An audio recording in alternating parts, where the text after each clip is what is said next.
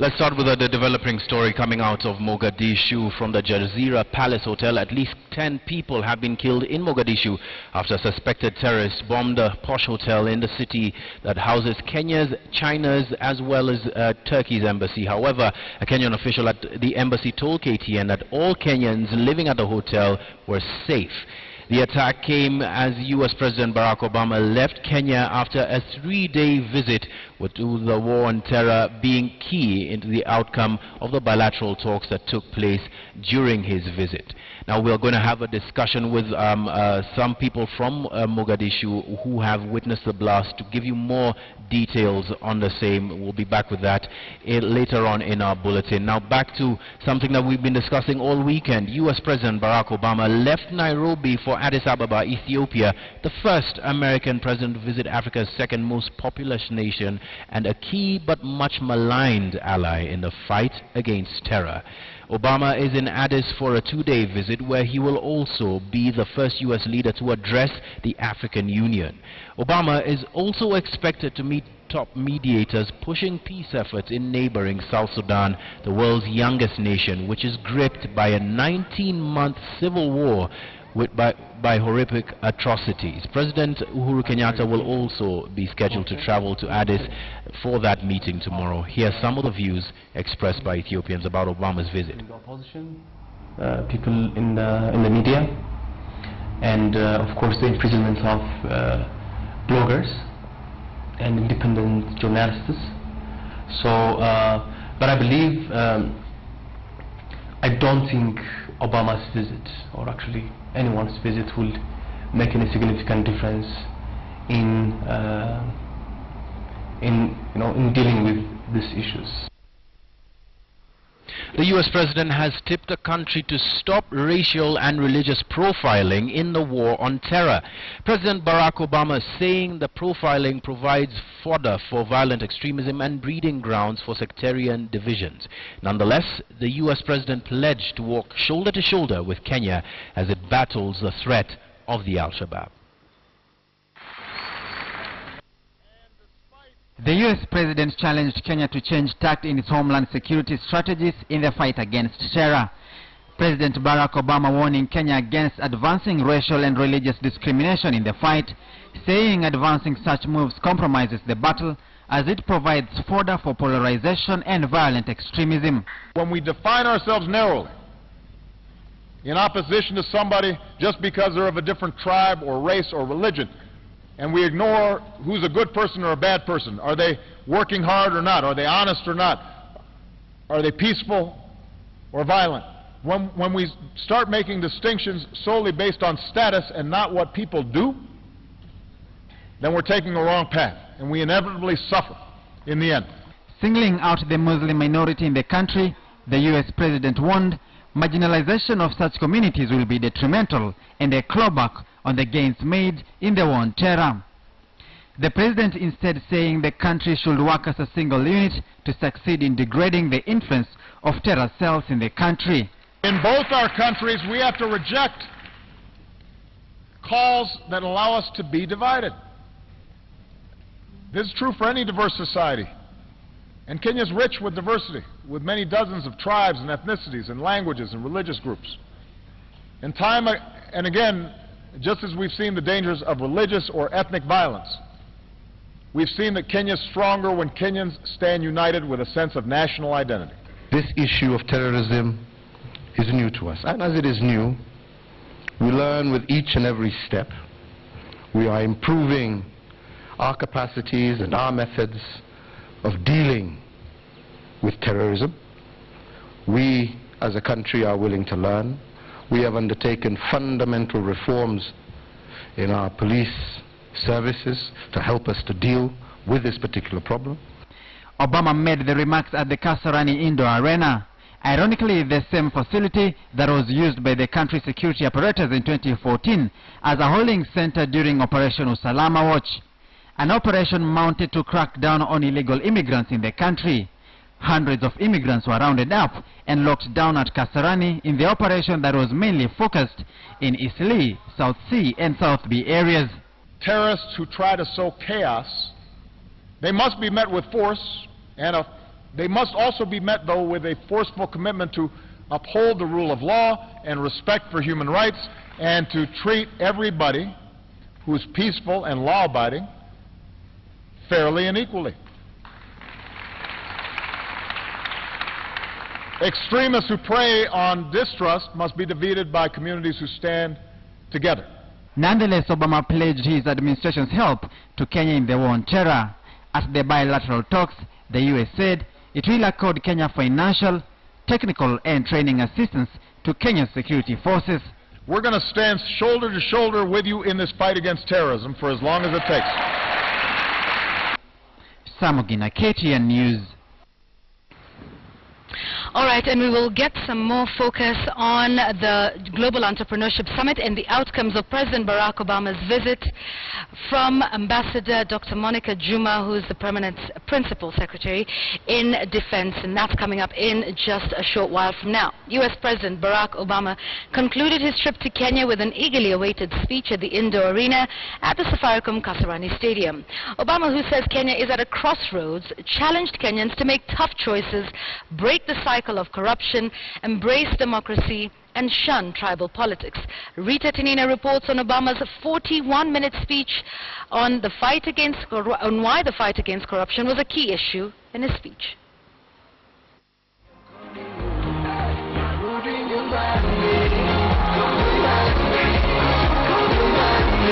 It was U.S. President Barack Obama's most important speech to Kenyans yet, an eagerly awaited address to an invite-only crowd drawn from all sectors of the Kenyan society. I'm here as a friend who wants Kenya to succeed. To many, he did not disappoint. So Kenya is at a crossroads, a moment filled with peril, but also enormous promise. Terming Kenya as a good news story, Obama said the country had realized much progress, but much more needs to be done. Here in Kenya, it's time to change habits and decisively break that cycle, because corruption holds back every aspect of economic and civil life.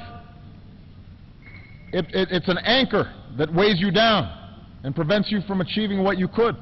He painted a picture of some of the effects of corruption. Across the country, one study shows corruption costs Kenyans 250,000 jobs every year, because every shilling that's paid as a bribe could be put into the pocket of somebody who's actually doing an honest day's work. Corruption remains one of the biggest challenges for the government, and the U.S. President had a challenge to the government in its efforts to fight graft. This is not just about changing one law, although it's important to have laws on the books that are actually being enforced. It's important that not only low-level corruption is punished, but folks at the top, if they are taking from the people, that has to be addressed as well. But it's not something that is just fixed by laws or that any one person can fix. It requires a commitment by the entire nation, leaders and citizens, to change habits and to change culture. Obama, who termed inclusivity as a key pillar for development, wants Kenyans to rise above tribal politics. I want to be very clear here. A politics that's based solely on tribe and ethnicity is a politics that's doomed to tear a country apart. It is a failure of imagination. In the 41-minute address that may have inspired, motivated, encouraged, challenged or disappointed some, Obama also focused on another of his pet subjects, democracy and good governance. But you can choose the path to progress, but it requires making some important choices. First and foremost, it means continuing down the path of a strong, more inclusive, more accountable and transparent democracy. The U.S. President was in the country for less than 48 hours, but his speech may linger on in the minds of many Kenyans for some time to come. And the challenge over issues that successive governments have been grappling with now piles more pressure on the Uhuru Kenyatta administration. Rita Tinina, KTN News. All right, so let's get some more perspective on President Barack Obama's visit to the country, the Global Entrepreneurship Summit, and some of the commitments that were made. We have Ambassador Dr. Monica Juma. She's the Principal Secretary in Interior. Thank you for joining us this evening, Madam. Before we get to the outcome of the meeting between the two presidents and the two administrations, I would like to get your perspective on the situation in Mogadishu this afternoon with that blast that took place there. Could you confirm to us, first of all, your reaction and the government's reaction to that, and then just talk to us about the situation there and whether the Kenyans are safe? Well, thank you, Yvonne, for having me tonight. The situation in Mogadishu is correct. There was an IED explosion this afternoon. It was an explosion just outside the Hotel Al Jazeera, which hosts a number of embassies, including our own. This attack is a grim reminder to everybody across the world of the intentions of terrorism. But I wish to confirm first that all Kenyans are safe, the information we have. Of course, there were some buildings that were brought down, but they were not the hotel. Only part of the hotel was affected. It was not the immediate target. But as I have indicated, Kenyans are safe, and we have to understand that terrorist is a real threat to across the world, and particularly in Somalia. Mm-hmm. All right, so all Kenyans are safe, and a lot of people are making, drawing conclusions between the timing of that attack and, you know, the presence of President Barack Obama here and the pledge by both presidents to continue to degrade Al-Shabaab within Somalia. Do you take this as one of those threats, trying to say, that's fine, you're having your conversations in Nairobi about what you're going to do to Al-Shabaab? Do you think this is a reaction to the president's visit? Not at all. I mean, this is not the only attack we have seen in Mogadishu, certainly not even in recent times. And I do not think that it is necessarily targeting Kenyans. It's probably true that more Somalis have been affected and by this attack than any other nationality. So that parallel is somewhat spurious. We are not the only country with embassies in this location, so I think it is not correct to assume that this was a response in any way to the visit of President Obama in the region. But nonetheless, I think what it does tell us is that Somalia is still fragile. Even though the Al-Shabaab has been degraded significantly, they still have the capacity to cause harm and mayhem. All right, and let's talk about the talks and the outcome of that. President Barack Obama saying they will walk shoulder to shoulder with Kenya in the war on terror and pledged more money. Are you able to give us some specifics about the level of cooperation that has now been pledged going forward in the war on terror in the country? Well, Yvonne, I think, first of all, may I say that this was a historic, successful visit. We are exhausted but very pleased. I also have to begin by commending our security officers for a splendid job for the last 3 days. In fact, some of them have received personal commendation from President Obama. And so we at the Ministry of Interior are most pleased with the manner in which this operation was executed. You will recall that General Ngaiseri addressed the nation on Thursday and promised that he was going to deliver a secure visit. That is what we have done, and we are very, very proud of our officers. Now, there were a number of deals secured during the visit, and one of them, of course, spoke to the question of security. We did sign an agreement around a security governance initiative which focuses on the enhanced management of our border, because we recognize that our border is one of the most vulnerable points. Our intelligence have been showing us a greater appetite for crossing in small numbers, and part of that is because we have had a very porous long border. And so part of that agreement is going to help us create a more robust border management system and structures, and we look forward to that cooperation. So that is one of the specific outcomes that has come out of this area. The second one as it relates to security, has to deal with terrorism. Now, America has been one of our most dependable partners in the war on terror. And you will know, since Westgate, there has been, those of us who are working in this area appreciate the improvement in terms of interagency coordination, in terms of intelligence sharing, in terms of preventive action.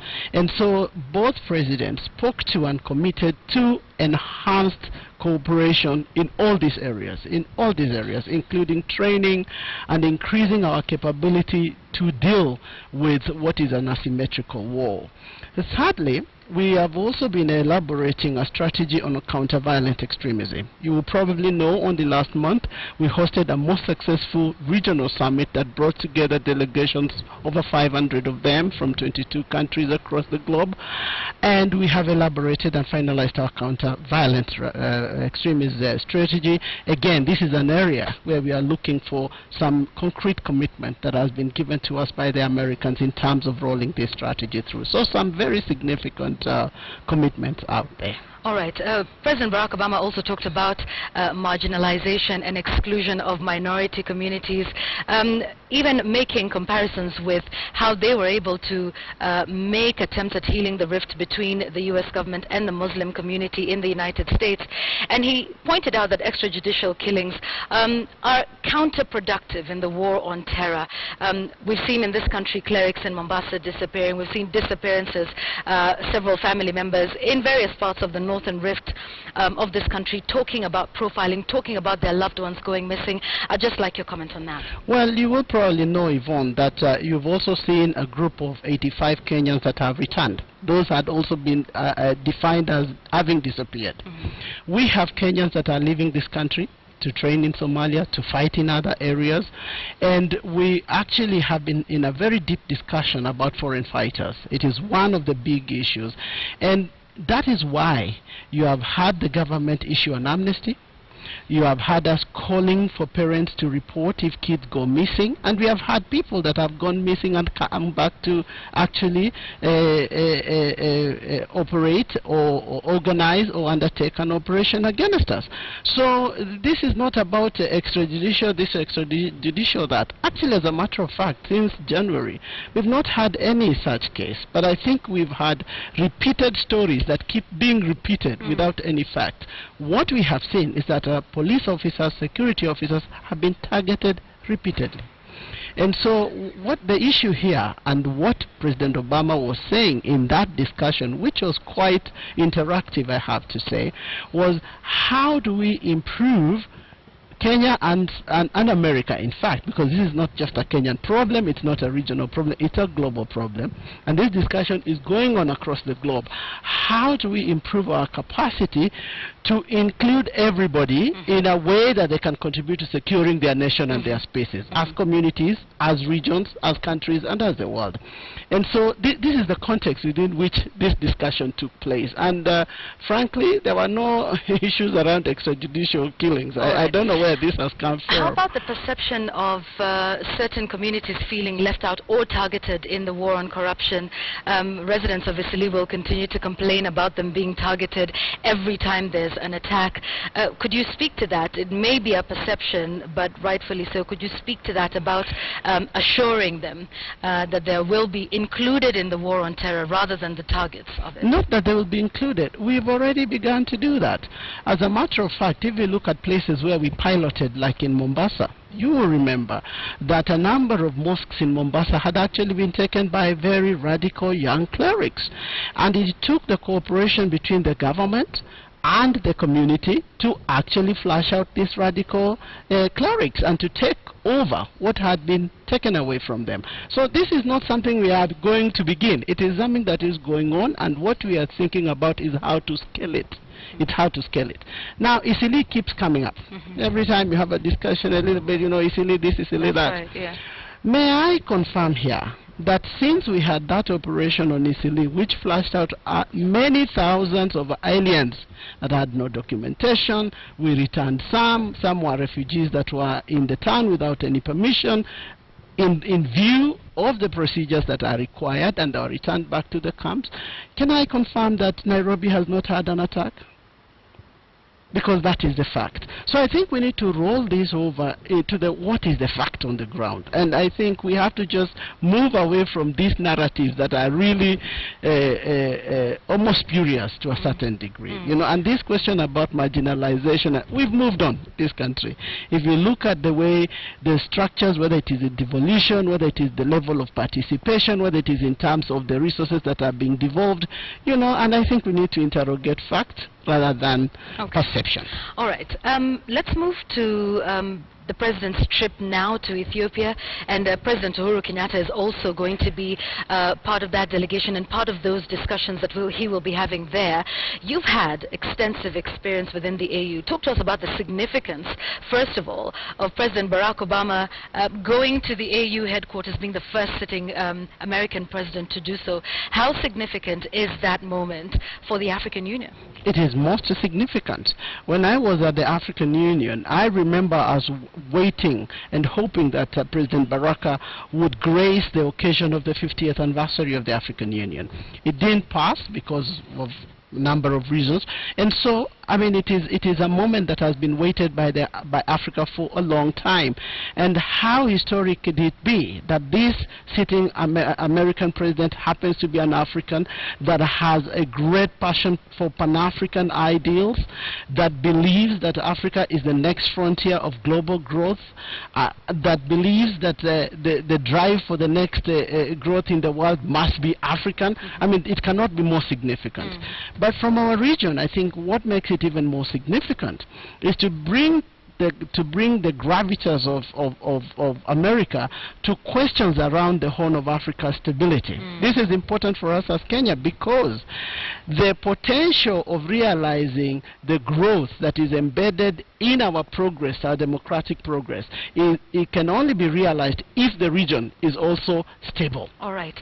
So talking about stability, he's also going to be hosting, a meeting to discuss the crisis in Burundi and also in South Sudan. Many humanitarian organizations are hoping he would take a tougher stance on the situation in Burundi. But then again, we see the direction that America is taking, saying Africa needs to run its own affairs. And so the question is, what more can Kenya do in the crisis in Burundi? Kenya is the economic powerhouse of the region and perhaps the most politically stable at the moment. But what more can Kenya do to bring perhaps Pierre Nkurunziza to the negotiating table? Well, I think, the foreign affairs has been seized of this matter, and they still are. Our role in the region has been significant. We have always, in this administration, taken a lead role, as you know. The East African countries have been seized of this question. They had a position that preferred a postponement of the election.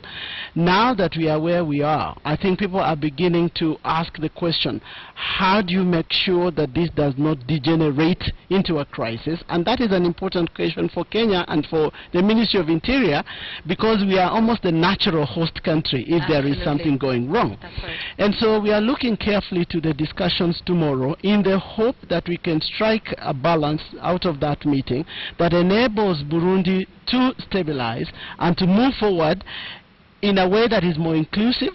We've been there before, and we know it can happen. So our biggest role, I think, as a country is really to continue nudging for Burundians to resolve this matter, because no matter how much you would want to do it for them, Burundians must be on the driver's seat. All right, talk to us a bit about South Sudan. We know the term for the president came to an end, and we know of the threats and saying he needs to step down, and we need to come to some sort of agreement.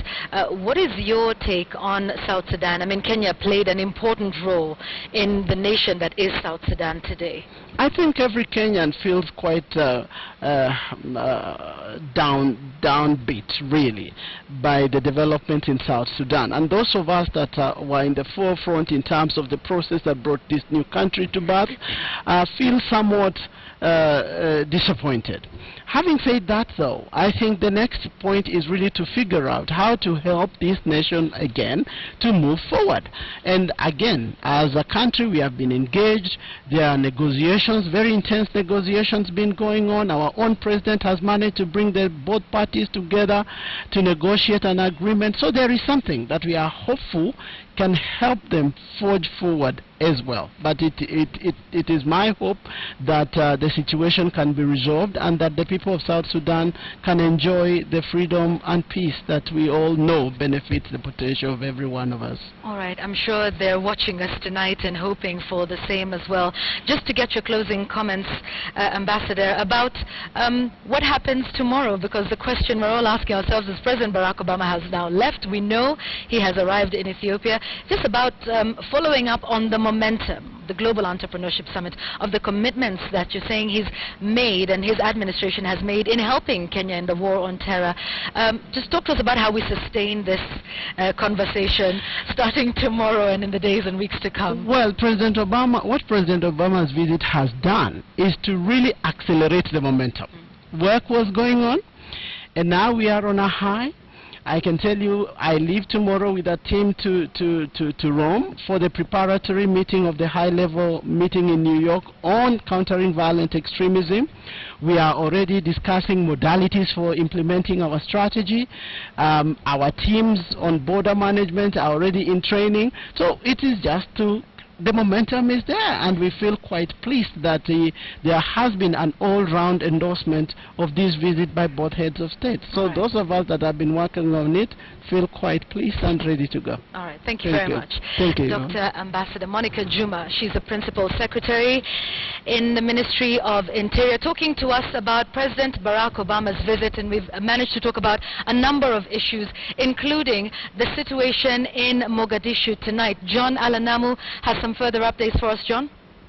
We're going to be joined by Abdinasir Bashir Ahmed from Gubjub FM in Mogadishu with the latest. But let's bring you up to speed with what's been happening there. At least 10 people have been killed in Mogadishu after suspected terrorists bombed a posh hotel in a city that houses Kenya's embassy.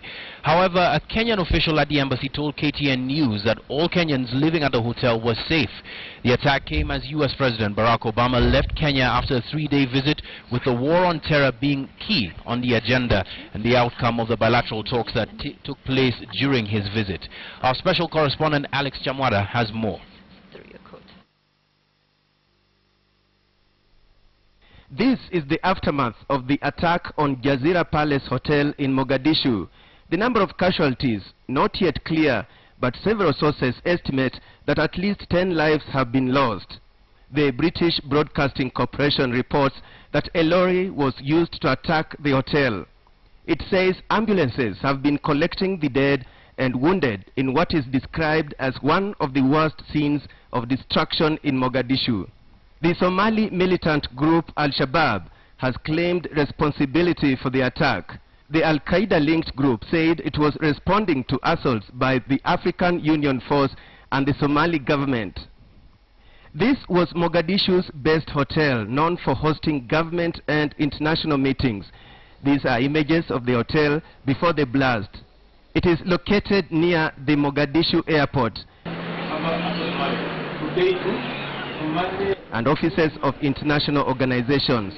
The hotel was housing Kenya's embassy in Mogadishu. Other missions that have been operating within the hotel for security reasons are China and Qatar. Kenya's ambassador, Major General Lucas Tumbo, and other embassy officials are safe according to sources. The Kenyan workers at the hotel are also said to be safe.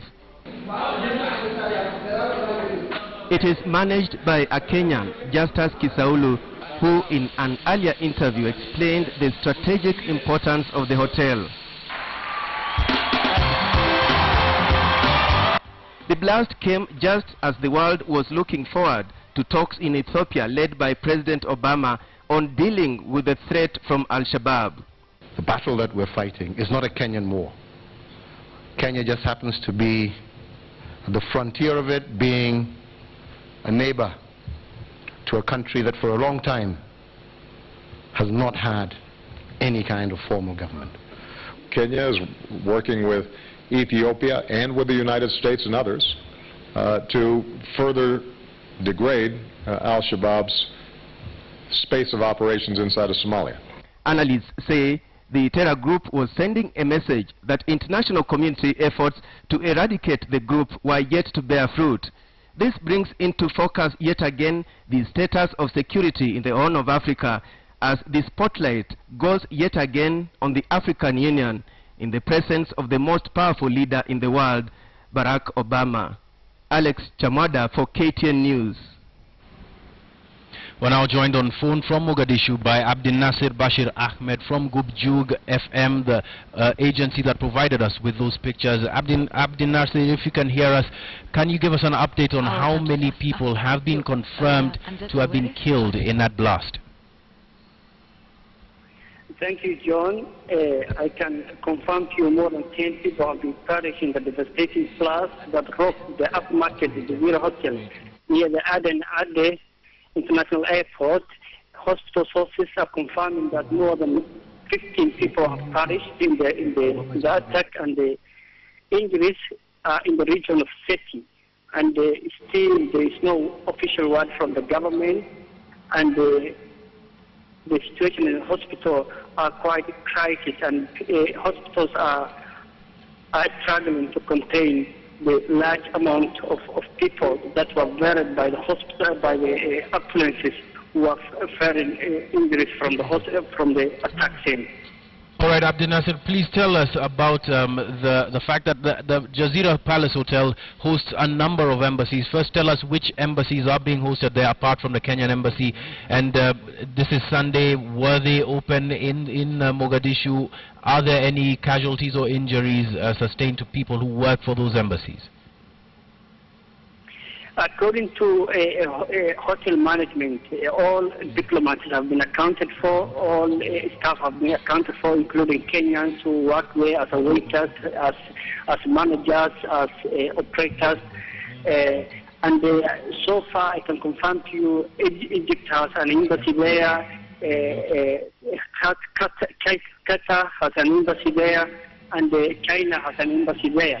And all embassy staff have been accounted for, and the hotel has indeed a huge, very huge damage, and the blast was laden with a construction lorry. It was a big magnitude, and the effect could be felt across the city. The size of the blast may be telling in terms of the al-Shabaab's capacity there. Have the al-Shabaab made any statement? Have they made any indication about who specifically they were targeting within that hotel? It's not the first time they targeted the hotel. It is the third time. I can tell you the chronology of events for the past 3 years. Al-Shabaab has first attacked this hotel on the 12th of August 2012, when the newly elected President Hassan Sheikh Mahmoud was holding a press conference there together with a Kenyan foreign minister. I think that event you can remember. That incident has claimed more than 8 lives and 6 others. In January 2014, 10 people were died in the same hotel. Most of them were soldiers, government soldiers. A bomb-laden vehicle exploded at the front gate, and that incident was today. And I can tell you it was a constant target by Al-Shabaab. Today they made a statement saying that they are behind the hotel attack. And this was the biggest magnitude in terms of the classes that have been witnessing since 2009. I can tell you more than 14 incidents of such kind for the past 5 years since 2009. I can tell you in December 3, 2009, a suicide class struck Shamo Hotel in Mogadishu Hotel District and killed 20 people. Among the dead was university medical students who were just performing their graduation ceremony. Yes. 5 government ministers were also perished in that suicide bombing in 2009. Yes, Abdel Nasser, just tell us a bit. The hotel attacks are just increasing. Tell us a bit about the significance of Jazeera Palace. You've mentioned quite a number of the attacks that have taken place. Of course, there was another attack in March on a different hotel in Mogadishu. Tell us about the significance of Jazeera Palace Hotel, it having been attacked once before, but to the people of Somalia as perhaps a symbol of development away from its very violent past. It is a 5-story building near the main international airport in Mogadishu. I can tell you it's a very upmarket hotel. It charges $300 a one-night stay, and it's frequented by government officials, including ministers, dignitaries, foreign dignitaries, and as you mentioned, diplomats from different embassies, including a very influential Qatari embassy, which has offices operating from there.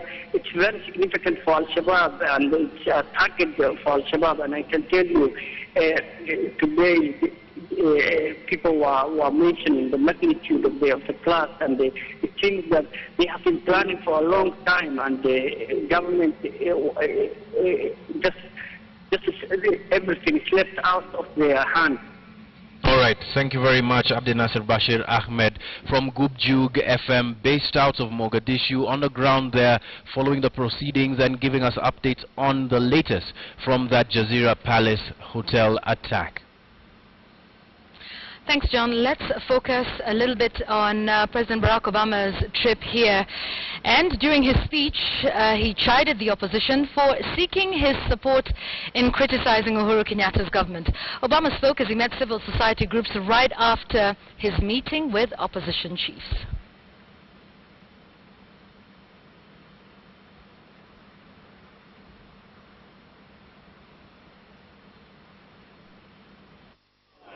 Details behind the meeting between President Barack Obama and the opposition still remaining scanty. A few images like this one, said to have been taken after their meeting, however, seem to suggest that things did not go as planned. But while that has remained a speculation, President Obama took a swipe at the leaders moments after their meeting. It was funny, though, that one of the opposition leaders, I won't mention who, was saying, you know, we really need you to press the Kenyan government on some issues. And I had to say to him, I said, I remember when you were in government, you kept on saying, are you trying to interfere with Kenya's business? You should mind your own business. At a time when the core principals have been slamming the Jubilee administration for failing to tackle matters security and corruption in the country while advocating for the disbandment of IEBC, Obama reiterated that his government's policy was to respect the sovereignty of other countries and their leaders. That it's ultimately up to the people of those countries to determine who leads them and their form of government. But we are not going to apologize for believing in certain values and ideals. And I may interact with a government out of necessity where we have common interests. But if there are areas where I disagree, I will also be very blunt in my disagreement. When questioned during an interview on KTN News, Kalonzo Musyoka said that the details of the meeting would be released on Monday, as they had agreed on not preempting the contents of their discussion. Ian Ofula, KTN News. We keep our eye on the Global Entrepreneurship Summit. Stop treating women as second-class citizens. That was President Obama's message to the Kenyan community. The U.S. leader said if Kenya is to progress, the female gender needs to be empowered just as the male gender is. Aaron Acheng has the details. U.S. President Barack Obama ended a landmark visit to Kenya, urging the country and birthplace of his father to renounce habits that discriminate against the female gender.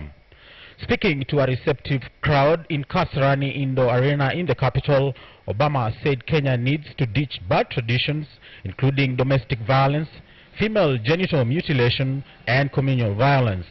So, Kenya will not succeed if it treats women and girls as second-class citizens. I want to be very clear about that. Treating women as second-class citizens is a bad tradition. It holds you back. The U.S. president challenged Kenya to empower women and girls to achieve its development dream faster. The growth of Kenya's economy, said, will be greatly determined by girl education and employment of women. And the evidence shows that communities that give their daughters the same opportunities as their sons, they are more peaceful, they are more prosperous, they develop faster, they are more likely to succeed. That's true in America, that's true here in Kenya. It doesn't matter. Obama also pledged support to Kenya and Africa youth through the Youth of Africa Leadership Initiative that seeks to mentor the next generation of African leaders. President Obama said the fact that Kenya comes from a past where women were treated as second-class citizens does not mean things have to stay that way. And by the way, if you educate girls, they grow up to be moms, and they, because they're educated, are more likely to produce educated children. He urged a stop to repressive traditions such as female genital mutilation and early marriages, practices that he said stand in the way of progress. He highlighted the great strides made by Kenyan women as evidence of value of women in the society. There's no excuse for sexual assault or domestic violence. There's no reason that young girls should suffer genital mutilation. There's no place in civilized society for the early or forced marriage of children. Among the women mentioned was Nobel laureate Wangari Maathai, who in the 90s championed the fight for environmental conservation against a strong tide of apathy. The US leader also cited key innovations by youthful Kenyan women as examples to others, most notably M-Farm, an application for farmers that was founded by 31-year-old computer scientist Jamila Abbas. The US leader seemed clearly intrigued by the achievement made by Kenyan women, and at one point joked about First Lady Margaret Kenyatta winning one of the global marathon championships. Aaron Ocheng, KTN. Okay, so I want to take a short break right here on KTN. We can find you watching KTN News, and we have lots more lined up. Lots more. We're going to be talking about the Global Entrepreneurship Summit, what we got, what we should have been getting, what we should be planning for. And Setsewere is here to speak with us again. But, of course, Checkpoint is back, and we've got a great discussion with some people who met Obama, some people who wanted to. Back in a break. Welcome back. You're watching KTN Weekend Prime, and we carry on with our focus on the Global Entrepreneurship Summit, right? That's right, and I'm interested to learn what details there are in terms of perhaps the agreements and what was discussed there. I was down there, yes, and speaking to a lot of entrepreneurs who came here, a lot of powerful people who came here looking to Kenya for investment, and all of them, without fail, talked about the potential, but they also talked about a couple of drawbacks. Right. I'm interested to learn about that. Right. So another good thing they did was they put their money where their mouth was. So let's take a look at some of what we want to call tonight our GES goodies. So whether you are able to attend the summit or not, take a look at what's in store for you and what you stand to benefit as an entrepreneur. So let's start off with this commitment here from the Overseas Private Investment Corporation. Now this is the United States government's development finance institution. This is what they pledged to do. They have pledged to pump $200 million, which is 20 billion shillings, into Equity Bank. Out of that, 45 billion shillings will be in foreign currency lending. What is all of this for? Well, it will be channeled into a loan product for women, youth, and small and micro enterprises in East Africa. One other thing they did was they signed an MOU for a USD loan of $100 million. That's about 10 billion shillings to this project here, the Goldman Sachs 10,000 Women. Now, this is an initiative that was started in 2008 at Columbia University, obviously by Goldman Sachs. Now, what they hope to do is to provide business and management education for women in emerging markets. If you are interested in that, it will be channeled through the Women Entrepreneurs Opportunity Facility, and it's all about supporting financial institutions that lend to women. If you want to know more about this, their Twitter handle is @GS10K Women. So that's at Goldman Sachs 10,000 Women. Now, Something else that came up there was obviously what you heard about the Women Entrepreneurship Centers. If we can move to the next one, then you can take a look at what that one is that we will come to the Mara Foundation in just a moment. If you can get us to the Women Entrepreneurship Centers. Now, the U.S. government has pledged to build a new one in Mali, and this is in addition to the ones that are already in Kenya and in Zambia. The centers are expected to create over 7,000 jobs by October next year. Next, we take a look at what the private sector was able to offer, and Chase Bank is the one that comes up here, and their CEO was able to pledge some 60 billion shillings in finance to SMEs. The CEO, Paul Njaga, said the bank is going to be setting aside 60 billion to finance SMEs over the next 3 years. They will be hoping to help women and youth who are in the agribusiness and in trade as well. So, after that, there was Village Capital. Now, Village Capital is a global venture fund, and they have pledged 1.3 billion Kenya shillings for 100 entrepreneurs around the world, 20 of whom they've said are from East Africa. So wherever you're watching us from, this is something good for you. Now, they are basically involved in critical seed funding, and they look at enterprises that are solving major problems in society. Also present at the Global Entrepreneurship Summit was Tony Elumelu. He's the Nigerian billionaire investor, and you know him because this is something he's been doing for a while now. He recently had a boot camp for a number of new entrepreneurs in Nigeria from 51 countries on the continent. He now pledged 500 million shillings for 1,000 young entrepreneurs in Africa. So as you can see, it's a lot of goodies, not just for Kenya, but for the region as well. Now, USAID. And this is something that is an organization that is well known in this part of the world. This is what they have done. They have pledged a 2.5 billion shillings loan to Deutsche Bank. Now, Deutsche Bank has this one here, the Essential Capital Consortium Fund, which is about 5 billion. So as you can see, they've pledged about half of that fund there. And that is an important one because they will be providing loans to people in the financial services sector, energy, and health sector. So if that is your thing, then you want to take a look at what the Essential Capital Consortium Fund has for you. Now, it wasn't just about pledging money. It was also about mentorship and capacity building, which is something that came up quite strongly at the Global Entrepreneurship Summit. Coca-Cola Africa Foundation has been doing that with what they're calling the YES program. Yeah, that is the Youth Empowerment Program that they've talked about there. So they pledged 450 million shillings. Now, this goes towards life skills training, business skills training, and access to employment, and they have pledged to mentor 25,000 youth in the country. Now, you know them for that Youth Empowered for Success program. It is in 6 African countries, so this is some good news in terms of capacity building for young investors in Kenya and in the region. There was also some more pledges for those that are providing capacity building, and we want to get to them now. It's a global innovation through science and technology. Now, this is going to be launched by the U.S. State Department, focused specifically on Africa. They have pledged to mentor and connect more than 10,000 youth and women in science and technology by 2016. There is also the Global Entrepreneurship Network, which is a global network, obviously from the name. They're launching the Kenyan chapter of that, and they have pledged 10 billion shillings to build networks. And finally, what we have, that's from Ashish Thakkar. Many of you know him from the Mara Group and the Mara Foundation. They have pledged to mentor 1 million youth and women by the year 2020. What do? They provide free courses.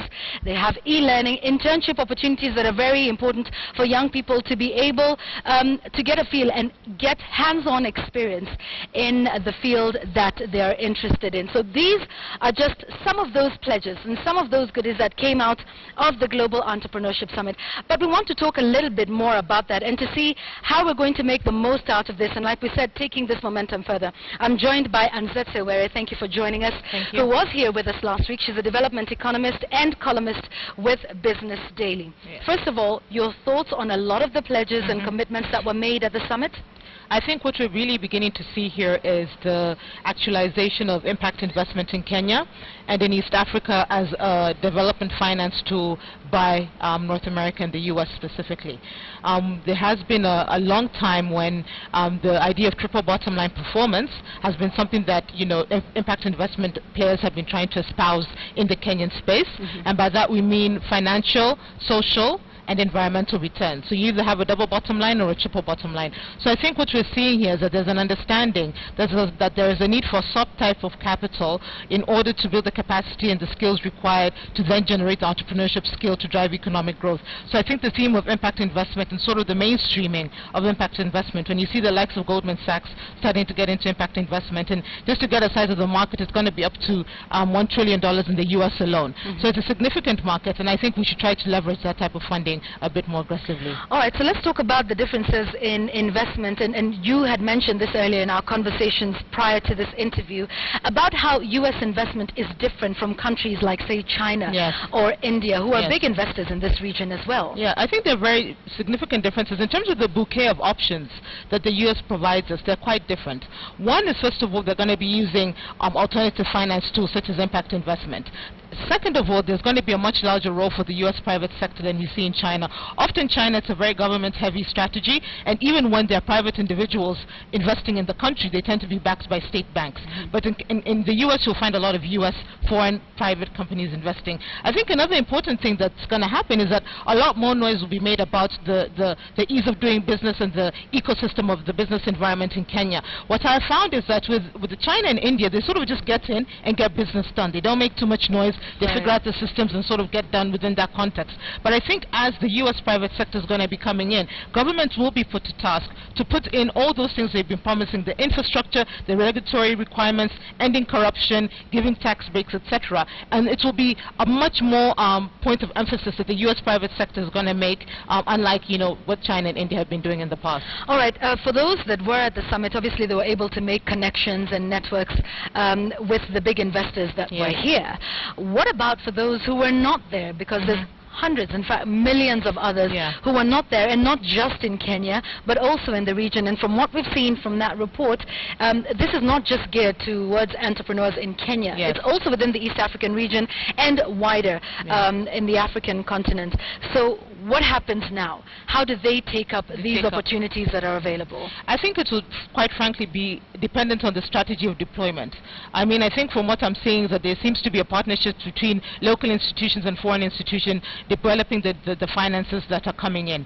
I think there is a deep emphasis and a need to emphasize impact investment, because that is the only way you're going to get the poor and the absolute poor incorporated into these strategies. Because often what you find when you get into these big deals, a lot of the people who get drawn into the programs are people who are a bit better off, you know, not necessarily the middle class, but maybe would call them the elite poor. They're not the absolute poor. So we need to develop strategies using this patient capital that's coming in. And the good thing with impact investment as well that I should probably note, which is why I'm so excited about this, is that it will be willing to take lower financial returns in return for social impact. So I think what we need to get right are several things. One, leverage that impact investment. Two, make sure we're tracing the social impact so that we can see who's benefiting and who's not benefiting. Three, I think there needs to be specialized pools of funding for the absolute poor, and that will be in terms of education, in terms of healthcare, in terms of getting them off their feet and making them more employable, because there is an assumption right now going on that everybody wants to be an entrepreneur. Not everybody wants to be an entrepreneur. And some people just want a steady job. That's such an important one. And even talking about entrepreneurship in terms of employment and in the private sector, and we've been talking about that. What does the private sector, first of all, in Kenya need to do more? I mean, we've seen a couple of pledges from Chase Bank and a number of others, but what does the private sector need to do more? Should they not be taking up entrepreneurs in terms of innovating and finding new products, either in the service sector or new goods that can be sold and therefore benefit the private sector? It seems to be a mutually beneficial... I mean, this is a problem that I've seen and is really quite sad, is that the private sector in Kenya is quite risk averse. They are not willing to put in money in what they think are risky ventures. As a result, you have a pool of entrepreneurs that are credit hungry.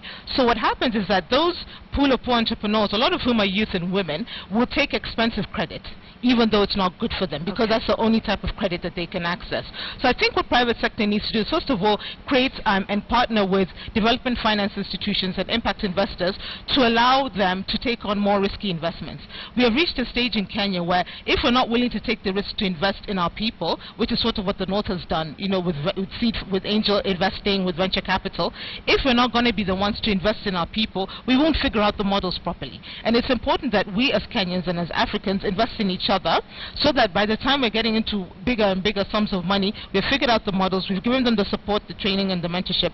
And I think something that private sector would encourage them to do is really build business incubation centers for youth and women in particular, where they get access to training, where they get access to mentorship, where they get access to networking opportunities, and just office space, and just a creative space that allows them to get to the core of doing their business. Because often what you'll find is that people will have a business idea, but they don't want to leave their steady job in order to venture into that. So if you could have a private sector consortium coming into Kenya, building a business incubation center, that would be good, because also what would happen, it would develop a pipeline of projects that can then be funded. Another point that I think we should note is that it will be interesting to see, with all of these things that you mentioned from the GES, is what sort of structuring is that going to be through? Is it going to be through equity? Is it going to be through debt?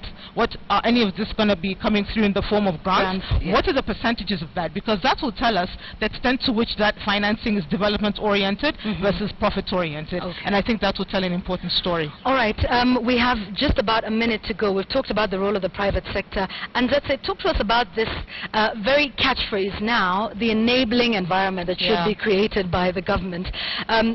What does that mean exactly, and what does the government do towards creating this so-called enabling environment? Well, there are a couple of things. It's formal and informal. In terms of formal, you have to make it easier for people to register businesses. You have to make it easy for them to open up accounts. You have to make it easy for them to get in, get their work permits, get their businesses up and running. You have to get your infrastructure up and running in terms of transport, in terms of energy, make infrastructure affordable, because when you look at the way companies factor their inputs, they will, things like right now, things such as infrastructure and energy are some of the most costly inputs for the manufacturing sector, in particular in Kenya. So government really must play the role in cutting down those costs, getting those down, so that those inputs are not as costly and our prices and our products can be a bit more competitive in the market. But I think the informal side is equally important. This is where we talk about corruption and sort of a culture of cronyism and entrepreneurs and all of these things that we've heard about, where people are not getting the money that they should be getting. They're getting it because they're pulling in favors, or they're getting in favors, or of course corruption comes in and plays a role there. So it is important that the government is seen to not only do the formal regulation stuff as well, but really clamp down on this culture of corruption, because as has been said before, it's a costly input, and it is a tax for companies, and it will have a negative effect. So I think they need that dual-pronged strategy to make sure that the environment is stable for investment. All right, thank you very much. And Zetsewere, breaking it down for us on just where we need to go after the Global Entrepreneurship Summit. She's a development economist, and we thank her for her insights on KTN Weekend Prime tonight. We're taking another short break, but we will be back with more news. Also, don't forget, Checkpoint is coming up. Some of those who were invited to speak with President Barack Obama, and some, like John Alanamu said, who would have liked to. That's coming up after the break. See you soon.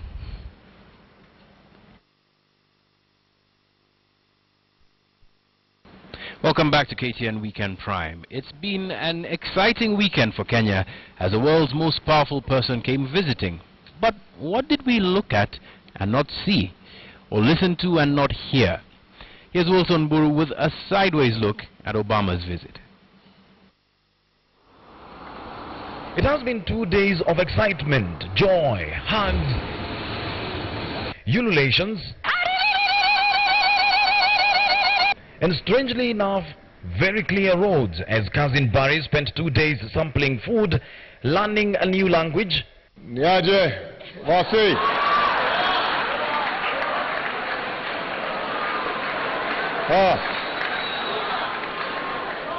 How are you, Ni? Embarrassing our president on the dance floor.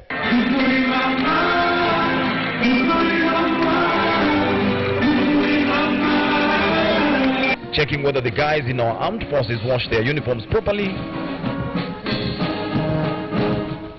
and making clear what really brought him to Kenya.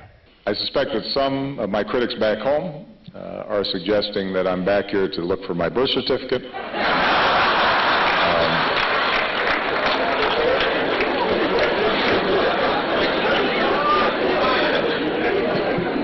That is not the case. But most importantly, President Obama's visit put some immense pressure on some of our country's critical resources. For instance, Kidoro's grass. Now, on Thursday, we highlighted the plight of the grass that was being forced to grow overnight. Grass has never been under so much pressure to grow overnight like it is now. But this is the same spot that we were on Thursday, and what we want to do is to just see whether the pressure that had been put on this grass to grow overnight actually yielded any fruits. And I don't see anything. I don't see any change here. Seems like it was all futile. Poor grass. I guess in the grass world, some heads will have to roll. Aside from pressuring nature to perform miracles on itself, this visit by Cousin Barry was also, albeit unfortunately, marked by an ugly scene pitting CNN and Kenyans on Twitter after the broadcaster labeled Kenya a terror hotbed. But as they say, every cloud has a silver lining, and this incident had one as well. It confirmed what we had all suspected all along, that President Uhuru Kenyatta is also a proud member of KOT. Kenya is a hotbed of vibrant culture,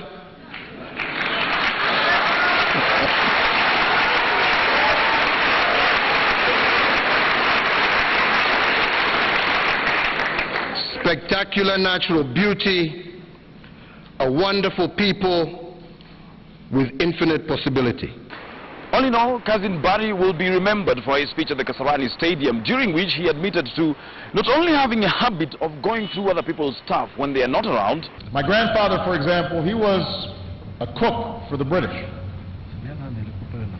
And as I went through some of his belongings when I went up country, I found the passbook he had had to carry as a domestic servant. But he also had brought with him some sound advice. I told the president he has to start running with his wife. Imagine if you have a team and you don't let half of the team play. That's stupid. That makes no sense. Wilson Buru for KTN News, Nairobi. Yeah. So Portus came in the night and left by chopper. Didn't get to see that grass. But I wonder whether there's grass in Ethiopia, in Addis. That's an interesting question. I wonder whether they're as worked up about this visit as we were, at least as sections of the public were. Well, yes. Well, we wonder if the grass is as enthusiastic. I know. Governor Kidero will never live that down. Never live that down. But you know, that guy has a knack for walking into these things that, I mean, it's unseen. If we could turn that into electricity, then we'd have power 24 hours. Okay. Anyway, we'll be back after the break with sports news. All right. Top Kenyan athletes, including former world marathon record holder Paul Tergat and world steeplechase champion Ezekiel Kemboi, led other athletes to a 22-day initiative aimed at raising awareness on ethnic violence in the country's northern region. The initiative aims at making a powerful statement for peace and championing against inter-ethnic hatred by reaching out to Kenyans of all walks of life with a peace message. The athletes, together with 100 participants, arrived at Eldoret town after trekking for 386 kilometers from Lodwar before heading to Elgeyo Marakwet and Samburu counties. The participants will have concluded an 800-kilometer walk that is set to come to an end at Lake Bogoria Spring on August the 6th. The initiative involves 7 counties, including Turkana and West Pokot. For peace, so that they can live in harmony, expand the job market, expand the market, the economical growth, equally the tourist attraction points.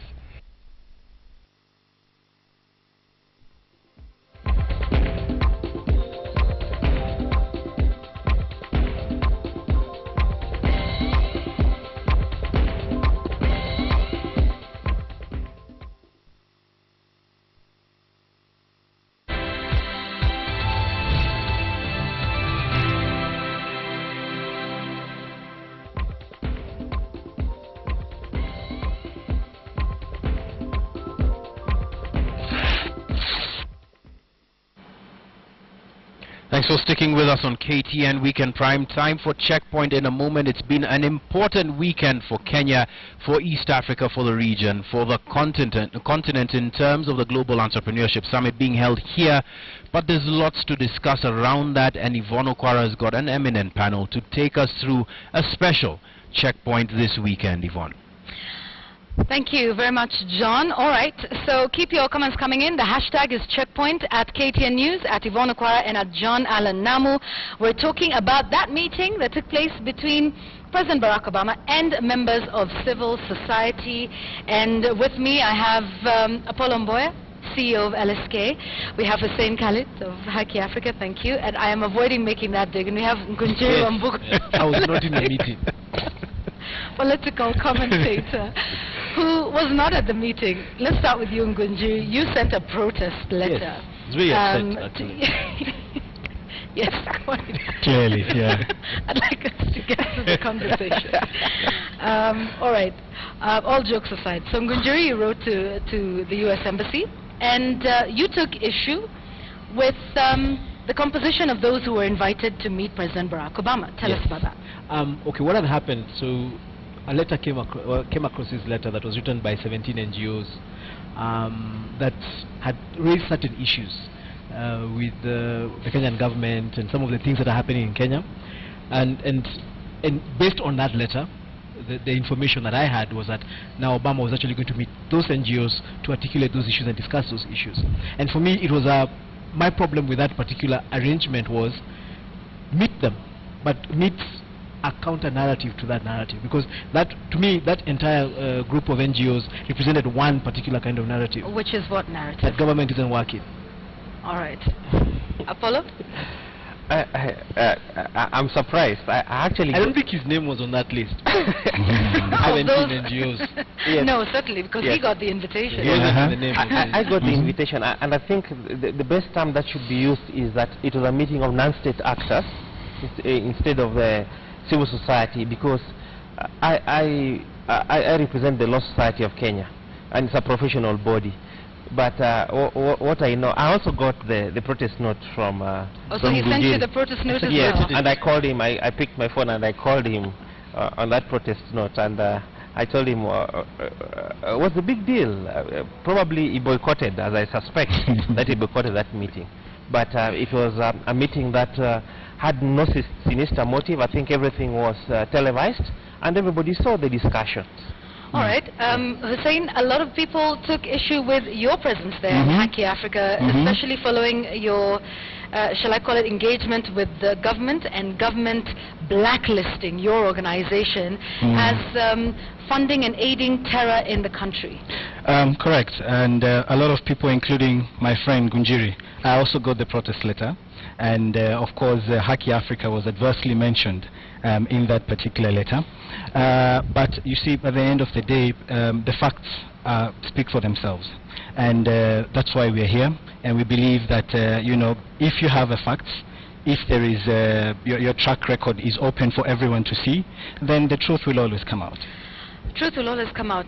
You took issue, okay, you've talked about the ones who are anti-government and saying government isn't working. Talk to us about why you had a problem with Haki Africa's presence there. First, let me make something clear. I do not actually think Khalid is a terrorist or a terror sympathizer. But then the only people who I know in this country who actually do investigations are government. And if government wakes up and says that we suspect that a particular organization could be involved in a certain way or could have terror links, because right now what we have is an interim court order that stops government from linking yes. Muhuri and Haki Africa to terror activity. It's an interim court order. At the end of this, I'm one of those people who believe that you're actually innocent until proven guilty. At the end of this, I have actually a lot of faith that they're going to come out clean. But then my problem was trying to contextualize a similar meeting in America, where you've walked into America and you meet Julian. It's called, I don't know how to pronounce the second name. Assange. The WikiLeaks guy. Yes. And because as far as you're concerned, he's doing nothing wrong. He's just informing the rest of the world about how America is actually listening to all of us. But Americans have hounded the guy literally out of the country. So you can't, but you see, they will not allow you to engage with him. To them, he's no longer. But the comparisons they're making, Gunjiri, are rather different. It's actually not a comparison. What I'm trying to say is we have a government in Kenya that has decided that a particular NGO has question marks. We haven't cleared them. And then the Americans come into town and decide we don't really care that you haven't cleared them. And you think that sends what message anyway to the Kenyan government? The message that it doesn't matter what you guys think about a particular NGO, it is up to us to decide whether we're going to work with him or not, which is really out of context, because I'm going to assume that the American government, which is not very clean incidentally in dealing with civil societies themselves, would want to get some clearance from the Kenyan government about some of the people they want to meet. Because that's the same thing that happens. When a government is a government to government, he was coming here for an entrepreneurship summit, for heaven's sake, where he was being hosted by the president he didn't come in to do NGO work. So I would assume that he's going to be at least get a certain assurance that, okay, these organizations are all right with us. But he actually said it himself. He said, we are the ones who decide. Okay. Which for me I have a problem with. Do you want to respond to that? And then I'd like us to talk about the substance of the conversations definitely. we had. I think it's a fact that this is Kenya. It's a sovereign country, and we have a government in place, elected for that matter, democratically, for as much as we know. And it's the president who actually spoke, and these are his words. And he said it, that, you know, this, just yesterday, this is a new war. This is just a frontier. And in the process, we will make mistakes, but we will also learn from that process. Now, if civil society cannot be there to stand firm and tell him, look, this is a problem. For example, the issue of police, the recruitment of police officers, that happened. And the president himself agreed, came forward and said, yes, this is a process that needs to follow due process. So I think it's not fair to say that anything the government says, everyone should take it as is. We as civil society, as Kenyans, this is a democratic country. We should be able to question our government. And it's only in that process will we build a stronger democracy, a stronger Kenya that will move forward. So it's not true that the message that went out there was that we do not respect your decisions. I think the message that went out there is that you must follow due process. There is a court case. There are all these issues that are out there. Let's follow that process. Let's make sure that we have the facts. And it's 4 months up to this point in time. Where are the facts? Okay, all right. I'd like us to talk about the substance of it. There was a bit of criticism on social media about your engagement with President Barack Obama. There were a couple of tweets about your contributions being long-winded, about not being very clear and specific in what it wanted to be. In fact, an analogy I had going around is civil society now having, you know, your uncle, your favorite uncle, you know, Obama coming in, and then you tell him all the bad things that your father, President Kenyatta, and that government... Was it? Okay, you want to take credit for that? That's fine. But that then you're left with this government, and that it wasn't really clear in what you wanted to tell President Barack Obama, other than complain, and we'll get to what he said about complaining in a democracy. Apollo, address that criticism for a moment. Yeah, I think that is a very wrong criticism. What happened actually is to reinforce certain issues that both government and non-state actors actually agree on, where there is no controversy about the rule of law, that we need to uphold the law, and that is the reinforcement. Another issue that was coming out is that non-state actors are actually partners with government, and government should actually embrace non-state actors, because non-state actors come into that space that the government is not actively participating in. Talk about legal aid, for example. We know that we don't have even the legislation for that. Non-state actors also play the role of advocacy. These are not things that government do. That's the space. Okay, what was it that you presented to President Barack Obama that would have had an impact, because they were judging the impact of his visit to the country? I think the first thing that we were able to very clearly elaborate in today's meeting is that civil society is not just democracy, governance, and human rights institutions. I think that's the first message that went out very, very clearly. The civil society is playing an important and very key role in not just political or social, but also economic, and, you know, every aspect of Kenya's well-being. So we had issues to do with wildlife. We had people who were talking about the girl child. We had issues of human rights, terrorism, and all that. I think that message went out very, very clearly. Secondly, I think as civil society, what we also wanted to send out, and that came out very clearly for me, was that government and civil society are actually one and the same. We all want what is best for this country. And when we are coming out, when we are speaking, we're not saying that because we hate someone in government or because we are opposition, but we're actually saying that because we want to see this country moving forward. We want to see development in this country. So the criticism that we make is actually positive criticism that the government should embrace and work with us jointly so that we can move this country forward. And I think in today's meeting, that came out very, very clearly and succinctly. And thankfully, President Obama, acknowledged that, for us to move forward, we need to work together. So it's not just civil society complaining, or it's not just civil society saying the government must work with us, but, we were also reaching out to government and saying, look, we want to be key players. We want you to recognize us as important actors that want to work with you to move this country forward. Kunjiri, have the spaces for civil society to carry on their work, which Hussein Khalid says is complementary to what government is doing, have those spaces shrunk in the country? No, actually, what I think has happened is that there are no people in those spaces. The spaces are there, but then we have a large group. A large group of the people has taken the anti-government stance. And let me explain what I mean. Yes. I really love what Khalid is saying, because I am a firm believer that civil society should actually work with government to make society a better place. But then my experience with civil society, especially over the last 3 years, has been a consistent fundamentalism that we do not agree with this government. We did not support this government to take over power, and we are going to just make their life as difficult as possible. Now, for me, the problem about that is that you get into tough wars that don't make sense. You have a situation where, for example, we're dealing with the issue of insecurity, or we're dealing with the issue of corruption. One of the key things that civil society is very good at doing is developing intellectual content, and that ideally should fit into government. But then we have taken a position where civil society is on one side, government is on the other side, and every time they engage, it looks like it's a fight. And it's not because they cannot work together. And part of my protest letter was the groups that you have are going to misrepresent the Kenyan civil society, because the other civil society organizations that are helping the girl child, that are doing education, that are doing healthcare, I don't see in that list.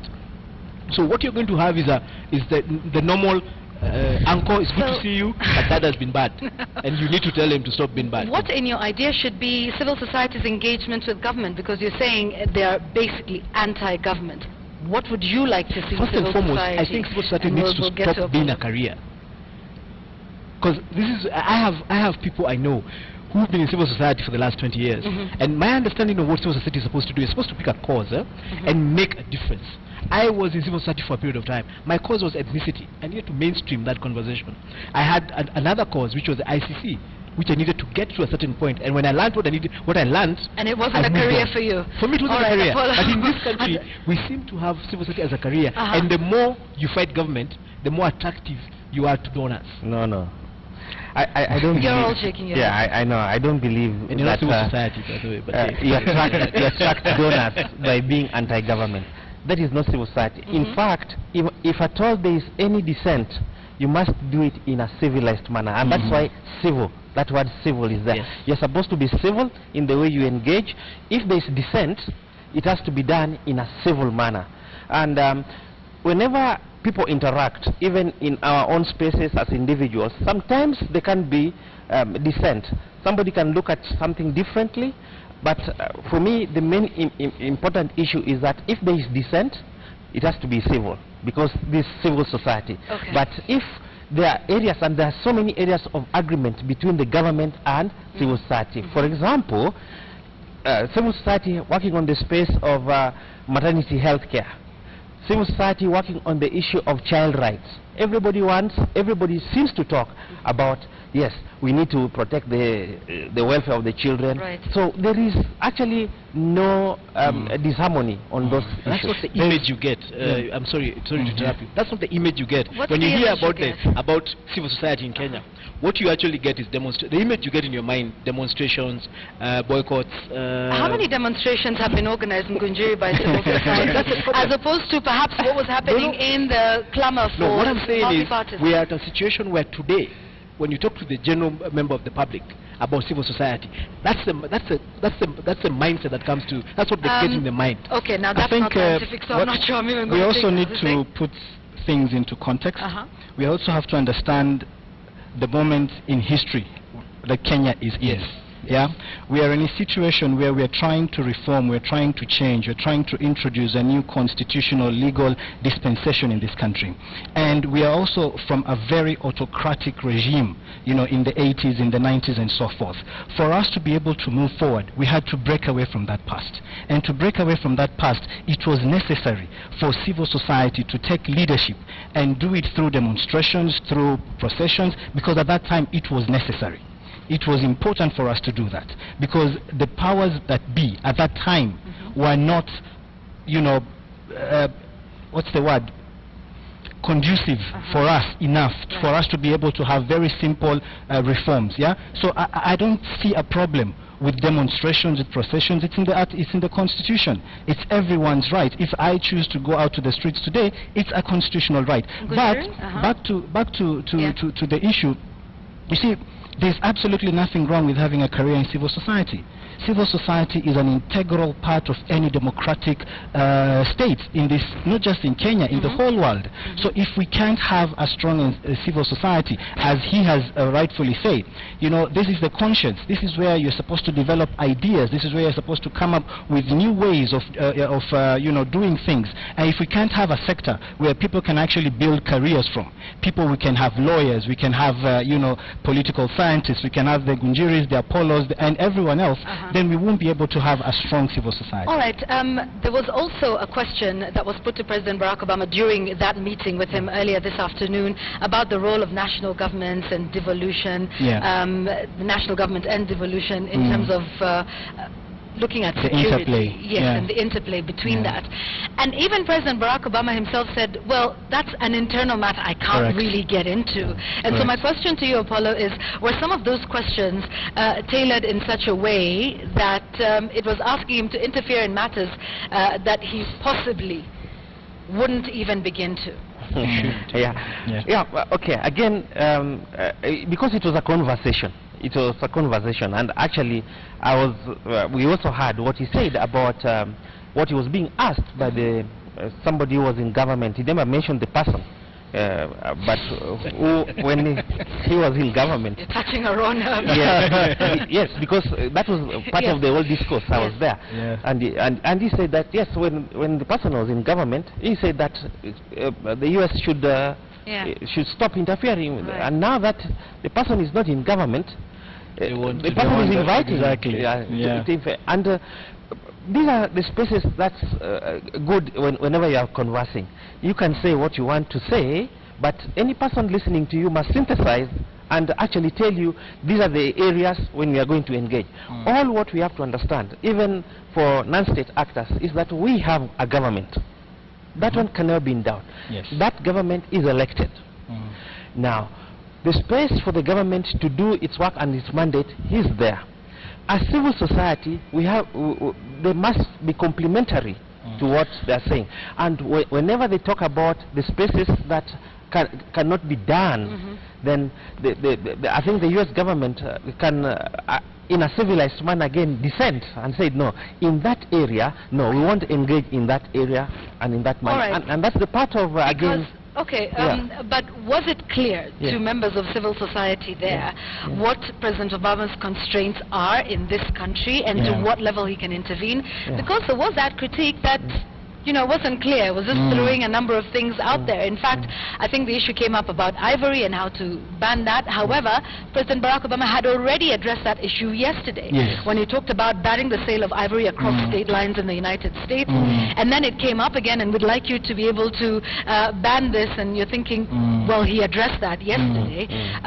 Was it clear what President Barack Obama can and cannot do in the country to civil society? Did you go in with a clear agenda? I think we didn't meet before this. We knew that people had been invited. I didn't know Apollo would be there. I don't think other people knew I would be there. Probably not.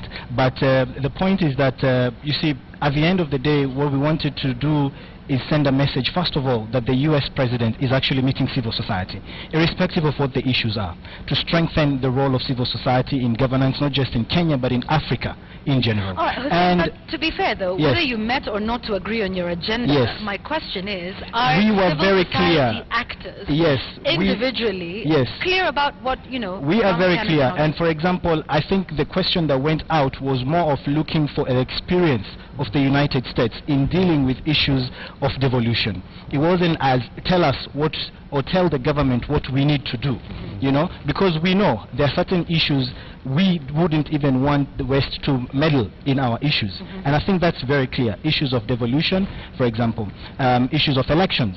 We saw that very clearly. Kenyans spoke and everything. So I know that for a fact, and we've had meetings several times, that there are certain issues that Kenyans and as civil society, we need to have those issues sorted out amongst ourselves without interference from foreigners or any other quarters for that matter. But I just want to compliment on what you have said.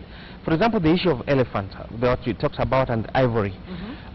I was there and I heard he was being given other options that the US government can look at. And I had other initiatives that are in Africa where 21 countries have already signed up to. And US also was being invited that if you could sign up to this kind of initiative, apart from just banning the sale of ivory in USA, then it will also give the profile that you are also with us in this act. So it's a question of giving more options. Although you had said it, but you just complement by giving other options that the US government can also examine whenever they're dealing with such a thing. All right, Ngunjiri, there's the alternative, you know, argument, and I think that's been permeating even in social media, that anytime you criticize, then it means you are against the government. And then there's Team Solutions and Team Positive, and you know this, that has permeated the spaces that we speak in. And it does seem to some extent from people on one end that, so if you criticize the government and if you say, well, that's not right, the way you're conducting, for example, the war on corruption, the war on terror, that you are then against the government. Actually, that's true. And I think it's caused us a lot of, it's lost energy in terms of developing solutions for the country. Because what tends to happen is that you get one extreme from one end, then you get another extreme from another end. So what happens is, whereas if I don't want to be negative, then I go to an extreme of positivity. Why? Because I'm trying to counter the people who have been overly negative. Some would say that's what you are guilty of on social media. Yes.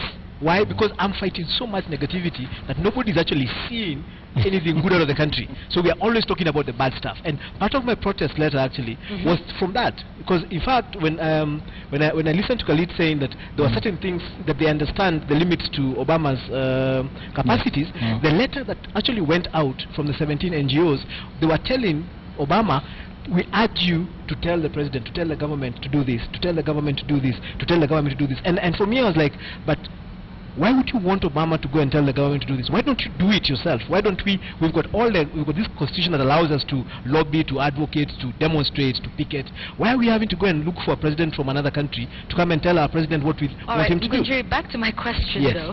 Criticizing the government, does that mean you are against the government? No, it doesn't. Unfortunately, and this is now my disclaimer of that, unfortunately, we are in a situation where we have, for lack of another word, we have generated a platform where it's become nearly a career. You criticize the government so that you can then, how do you put it, I was in the civil society, and I know, and Obama actually mentioned it today, that at a certain point in America's history, they would be interested in determining who led the government and who did not lead the country. And what would happen when you start criticizing the government and you stand out because you criticize the government, then you actually become attractive to people who have a problem with that government. All right, but you need to provide proof for that, and let's. But he said it. Obama actually said it himself. All right. Okay, but proof of that amongst some of the civil society actors that we have in the country. But no, let me explain this, Yvonne. We don't always agree as countries. Right. Different countries, for example, if when there was this story about when Kibaki took over power and they moved their business from Land Rover to Toyota Land Cruisers, and of course there are people who got upset about that. Okay. Now, if you want to make noise and you want to make a point, you're going to look at people. You're going to look for people who have a problem with government and support them. I'd like you to hold that thought. Our feedback continues on Checkpoint. Keep the tweets coming in. Hashtag is Checkpoint at KTN News, at Yvonne Okwara, at John Alanamu. I'm getting to your feedback in a moment as we continue to discuss civil society and that engagement they had with President Barack Obama in the country.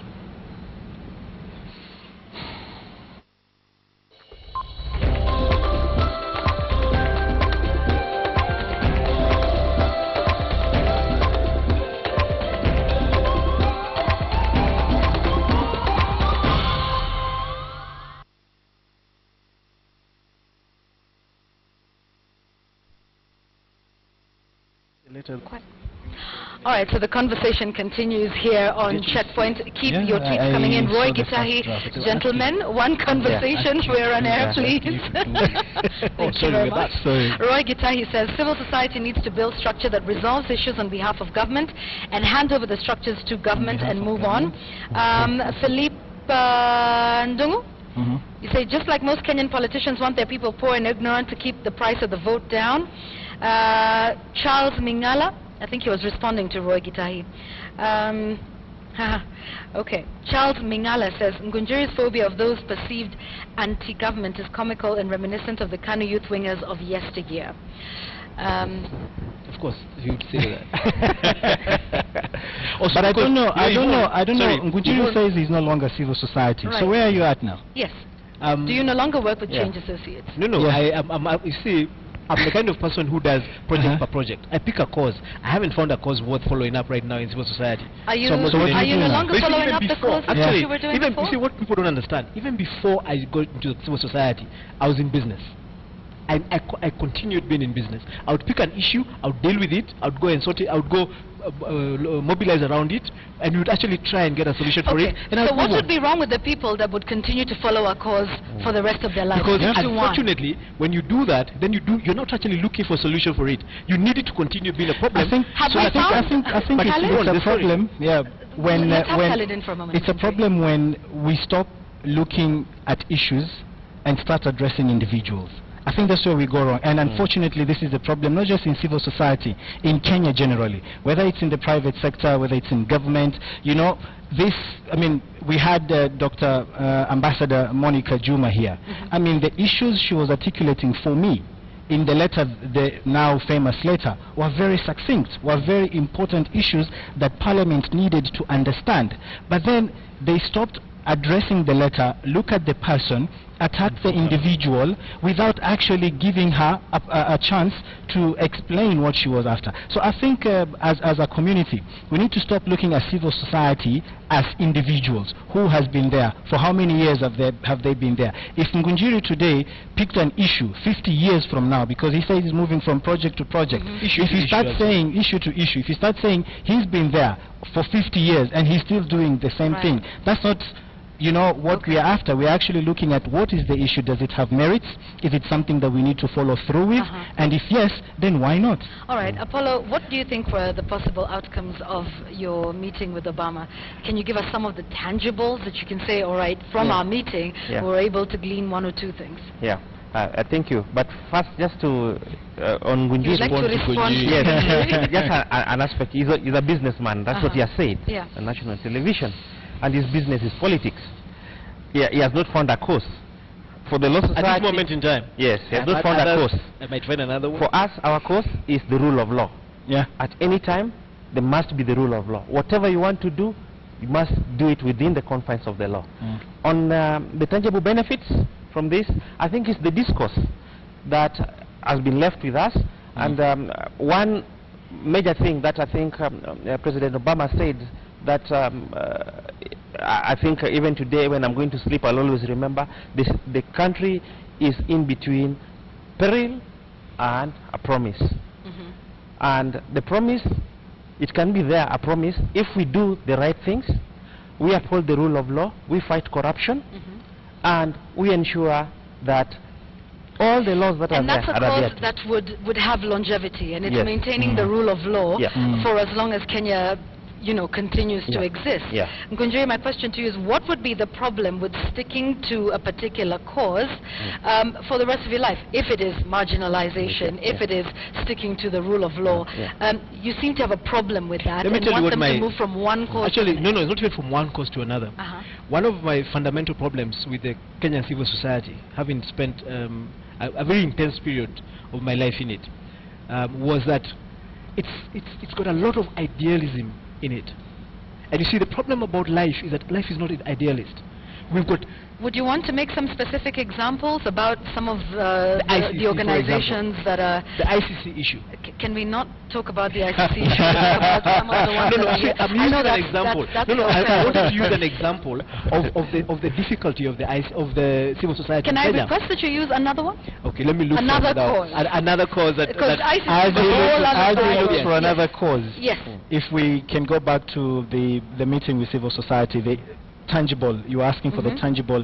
One of them is that civil society, the message that went out, the civil society, the government needs to acknowledge and work with civil society. But it's not just one way, but even civil society need to acknowledge that there's a government in place and that we need to work together. Right. So for me, that is something that came out very, very clearly. It's not one way, but it's actually both ways. Number two for me is the fight against terrorism. And it's also a message to both the government and civil society that you must work with the communities. It's not about civil society criticizing the government and the government attacking civil society. But because the issue is about communities, is about people, it's how is civil society going to partner with the government to ensure that we are able to reach out to our communities, bring them on board and work together to fight terrorism and ensure peace and stability in our country. All right. That's the second one. There's something I wanted to say. Somebody else wants to offer you. Yeah, I want to offer an example. Yes, an example. There's a point that you moved away from that I would like us to go back to. When you're talking about the problem about Kenya, where every time you criticize government, you're assumed to be anti-government. See, the flip side of that is that every time you compliment government, you're assumed to be a psychopath. All right. That's the problem we have. So let's we don't address that now, we don't know how to balance. About you. All right. So are you I criticize government. I criticize government. All right. I have had moments, like for example, when they were pushing the PBO Act, to make changes, I criticized them. I have criticized figures in government. But you see, that we have a situation where those moments get forgotten because when you compliment them, they're like, the guy has been bought. When you criticize, and this is a balance you must get as a country if you're going to move forward. Now, on the issue of examples of where we are struggling with idealism, so we've got, for example, let me use, because he's been on social media and he's said it over and over again, Makao Mutua. He keeps insisting he has refused to recognize Uhuru Kenyatta as president. Why? Because the way this process went of him getting elected didn't go according to his plan. Now, for me, Makao Mutua... Has he refused to... He actually said it again, even today. He said, even if he hosts voters, I will still not recognize him. So it was on Twitter. So the problem we have is that we have actually very radical members, and they're not many, but they are very powerful in civil society, and they tend to take, and their position. So you're saying Makao Mutua is very powerful in civil society? Well, he's been chairman of Kenya Human Rights Commission for a very long time, and Kenya Human Rights Commission is one of the most powerful human rights groups we have outside government. All right, we're adversely mentioning a man who's not here and who would want to defend he was on himself. Twitter. With all due respect. Well, we'll ask him if he can respond to that. With all due respect, I think Professor is an academician. I don't know whether he's a chairman of Kenya Human Rights Commission. But he's full-time is academic. He's like me. He does something on the side. But what I wanted to tell Wambugo, just as an example, something that also was left with us, because we were reminded, it's something that we ought to have known, is that your name should not betray you whenever we have issues to deal with in our country, in nation building. and that any person who works hard should be judged not by their second name, but with what the person can do. I think that is a very powerful message that we ought to have known. We should do it, but we were being reminded that this thing of tribalism is something that is a cancer that is actually bringing this. All right. So do you think the relations between civil society and government are going to improve after that meeting today? That would be one great takeaway. I would wouldn't it? certainly hope so. Yeah, and not just the visit, but also the White House press conference that we had yesterday. You know, the president came out very, very clearly saying that, you know, as a government, we are committed to working with civil society, and you know, we need to take that up because it's one thing to say it, but then, you know, we need to follow through and ensure that it's implemented. And I mean, this whole visit for me, it was a big win, not just for government and civil society, but for Kenyans in general. And as we were looking at you know, the tangible takeaways, one of them is marginalized communities. Yeah, and both the government of Kenya and the President of the United States spoke about this, that we must bring the marginalized communities into the main agenda, into the mainstream. So that is something very, very important. We're looking at issues of the Somali communities, the Muslim communities, the northern communities, you know, the herders.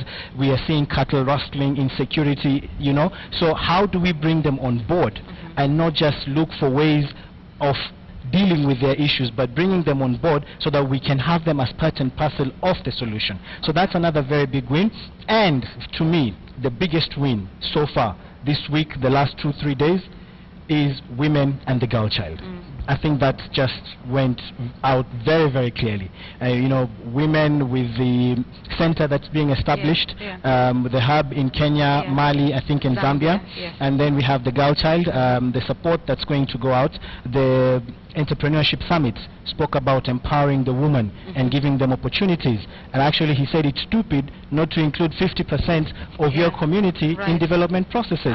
So I think women and children a big win, and this for women and for us also, those who support empowerment of women, is to push through with the 1/3 issue that we are having currently in the country.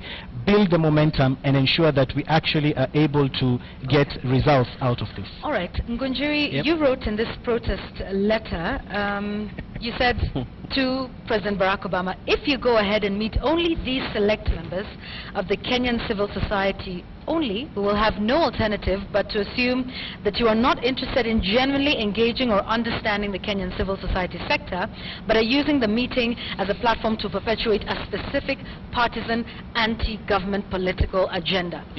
He went ahead and did exactly that. Well, he changed. I mean, he got Apollo, who was another list, and a couple of other people. And actually, I'm convinced that part of the meeting today was different from what had initially been planned for by the people who asked for the meeting. What you're saying is you think your letter bore fruit. Yes, I think my letter bore fruit. Number but two, you don't have any proof of that. Well, were you privy to the guest list? To the initial list. You see, the initial list had 17 NGOs. The people we saw him meeting today were not 17. There were a lot more than those. But then there's also something else. Let me tell you what I wish. So you're happy then with the outcome of the meeting? Yes, I am. Oh, okay, so we shouldn't even be discussing this protest letter, should we? Remember, the protest went out before this meeting. All right. And then we are looking at a meeting that was different from what it had been planned, even from what the initial letter by the 17 NGOs had said. But then there's also something I'd like to say. Let me tell you what I would love to see from the Kenyan civil society. You know the meeting they had with Obama today?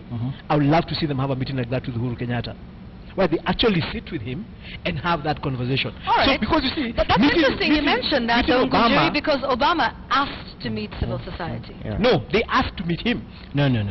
Let me confirm one thing. Let me finish this. Haki Africa is one of those 17 organizations that were listed in that letter.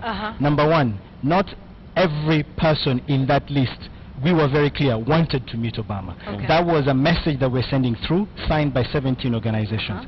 With all due respect to Ngunjiri, if you had a differing position, write your letter to Obama. We did. No, not a protest letter saying don't meet these people or you should. No. Okay, fine. You didn't say don't, but don't throw dirt on that particular letter. If you wanted to meet them, do your letter with the 5, 6, 7, 10, 15, 100 NGOs. Give your position. Say, we also want to meet with you. The 17, it doesn't matter whether they meet them or not. That's their own business. They sat down, they thought of doing that letter, they did it.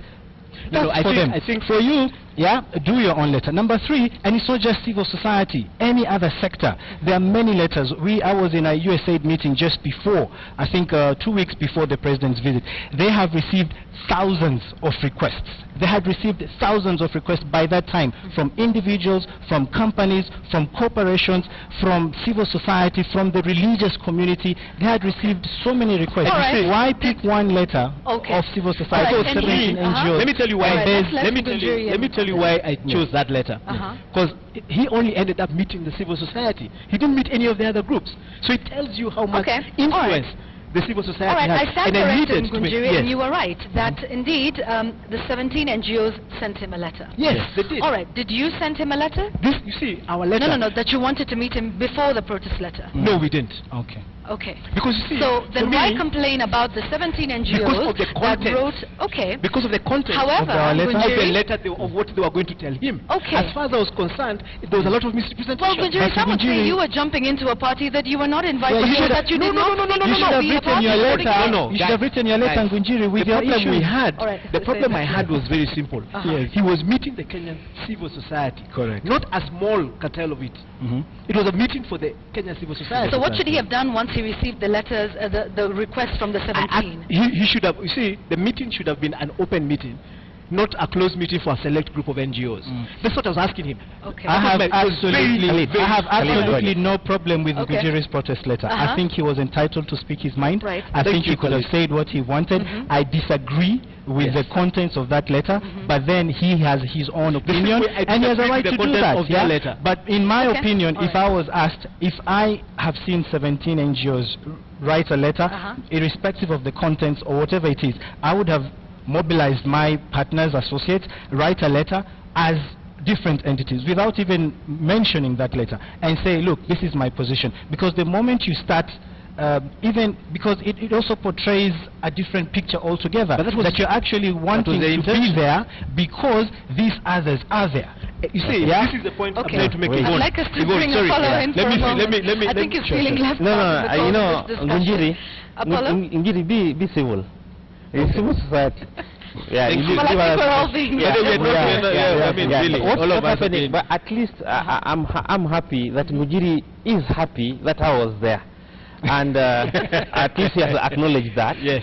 And I don't know about the 17 who wrote the letter. I was not. I don't think I was part of it. Yeah.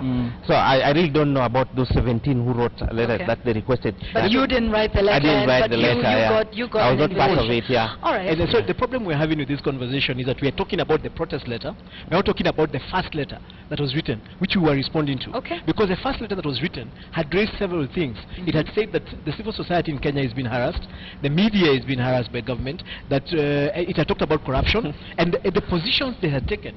For me, my problem was, if those are the only positions Obama is going to hear, then he's going to have a problem. Okay. Ngunjiri, so I needed to we needed other civil society to counter that narrative. Okay, all right. Ngunjiri, let's engage in some role-playing for a moment. Yes. And, you know, indulge me if you will.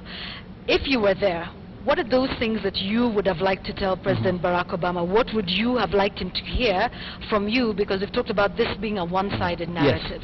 Yes. Let's imagine we are back there in that situation. I would actually have spoken about the kind of progress that we've made as a country, and the fact that one of the things we would like to look at America for advice on is, for example, how are they balancing? They're also struggling to balance justice and security. I mean, part of the conversation I would have loved to hear from the Kenyan civil society with Obama today is to challenge him as the President of America. Here we have a situation where people get killed, and the demonstrations are done in Mombasa because they're suspected to have been killed by police. America, they don't even hide. They send drones and blow up people in another country, and nobody's talking about that. And I would have loved to hear somebody challenging them. We have a situation of we're asking our government to be a lot more open with the information that they give and how and with public information. America has hounded a guy called Julian, or the guy of WikiLeaks, back until he's going to look for refuge in another country. Nobody was asking him those questions. Now, those are the questions that I wanted to hear him being asked, because those experiences would be what we should be talking about. Remembering that America is like 200 and something years old, where we're 52 years old. So we want to have a conversation of how do you deal with this? How do you deal with this? How should we do it? That's not what I had. But I think for me, the benchmark as Kenya, we should not benchmark our efforts, our work, and everything that we do with negative examples. I think we should look for what is working and then benchmark ourselves with that. If America is doing so and so atrocities here and there, that should not be what we use as, you know, the example to follow, you know. And yes, it's true that these are discussions that we had to get through, but then remember, it wasn't just about civil society, human rights and governance. It was a whole spectrum.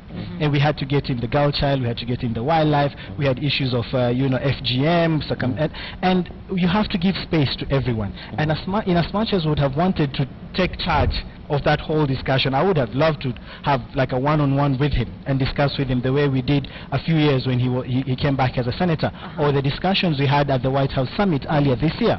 They were more thorough and all that. But you know, you have to look at what you have. You have 1 hour, you have like 7, 8 different sectors that want to get their message through. And for me, yes, it's not just looking at what's negative. As he said, let's look at what's positive. Let's build on that. And as a country, US and Kenya, there's so much that we can do together to move this process forward, as opposed to like finger pointing and saying you're doing this wrong and we are doing this right, or something like that. All right. Yeah. Is that what, Apollo, is that what it sounds like? What Ngunjiri would have said, like pointing out what's not right within the US government? Yeah, you see, and what essentially would be wrong with that, though? Yeah, the discourse is that we were not talking about America there. It was about Kenya. So, so if you want to go and talk about something that is going to help Kenya, then you have to talk about Kenya. So for us, that's the most important thing, and I've never been more hopeful than today after the meeting. I have a lot of hopes for this country, and I see as making progressive steps towards having the Kenya that we want. Hussein, I'll give you the last word. Yeah, I mean, I fully agree, and I think that civil society in Kenya, we are just as the country is at a crossroads. We are almost moving forward. We've moved into the lower middle income. Yeah, even civil society is at a crossroads now, and we need to start re-strategizing and rethinking of how to engage, not just with government, but with ourselves and with our communities. This is a debate that we're having as civil society ourselves, you know. And I think this particular visit has made us think through that. And I think we're going to have more discourse in that area in the next few months to come, and more so how to partner with government, how to ensure that government understands exactly what the message that we're sending out, that when we're criticizing the government, we are not actually saying you are bad. We're not saying your government is evil. We're just saying, listen to us, these are the voices of the people, and let's work together to address them. Are you hoping, in just 30 seconds, you're hoping that will change, especially for Haki Africa? Oh yeah, we are very positive, and for the Haki Africa and Muhuri case, we've been following up with government actors, including Ambassador Dr. Monica Juma, and we are hopeful. As Ngunjiri said, and I'm very happy that he said he believes that we are not engaging in any criminal activities, that the government will also see it as that and open up these institutions so that we can continue doing the important work of serving our communities. Ngunjiri, I don't want to take away from what he said. I just said they're not terrorists. I don't know. All sympathizers. You say that. All sympathizers. I didn't talk about criminal activity. Don't worry, you'll be branded as sympathizer. Yes. Let me tell you what I really pray. I completely disagree with Apollo when he says that that today's meeting was about Kenya, because you cannot have a meeting about Kenya with the President of America and not have a conversation about America. There must be context, because remember, he was talking to Kenya from the context of America. So it's important to be able to keep challenging, but you guys do this. And why is it you're saying that we should do it like this? You want to have that challenge, that conversation going on, so you can tell him, no, so that he can tell you that, no, we blow people up in other countries because we don't agree with this. You want to have that conversation. Okay. So it would have been very important to have that conversation with him, especially because we keep doing it here.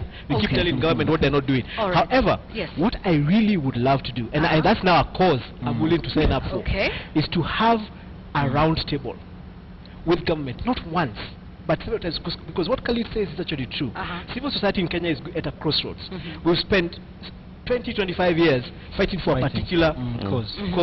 And then now we're at a transition phase, where what was being fought for is happening, is being implemented. So there is need for the next phase of what is the primary engagement of civil society. Right. I would love to have a situation where civil society can have a round table, or even just that one-on-one with Uhuru. He comes with his shirt rolled up, and they do that. Make that your next project. That's my next project. All right. That's my well, next if project. for nothing else, at least happen. Checkpoint has helped Ngunjiri find his next next project.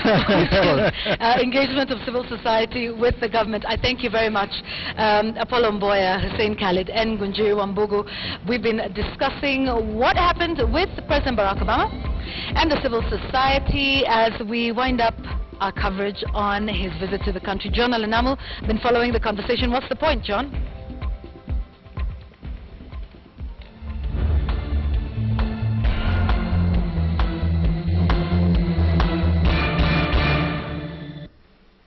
Three questions to ponder as usual on What's the Point. I'll get started. Can civil society and government work towards the same goal? And President Obama was very direct in pointing out that civil society and government often have the same goals, which is providing solutions for the problems of the publics that they serve.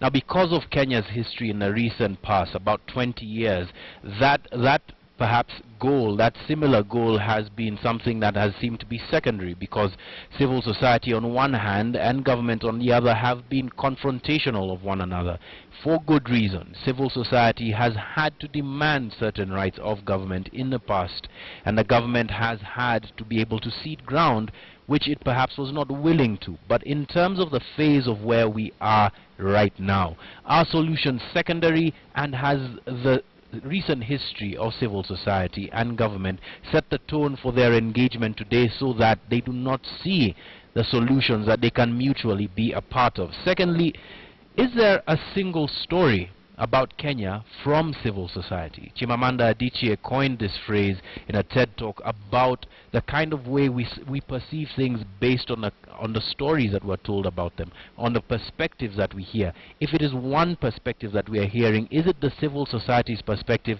that government is only doing things in a negative manner, in a negative fashion, that harm the interests of the general public?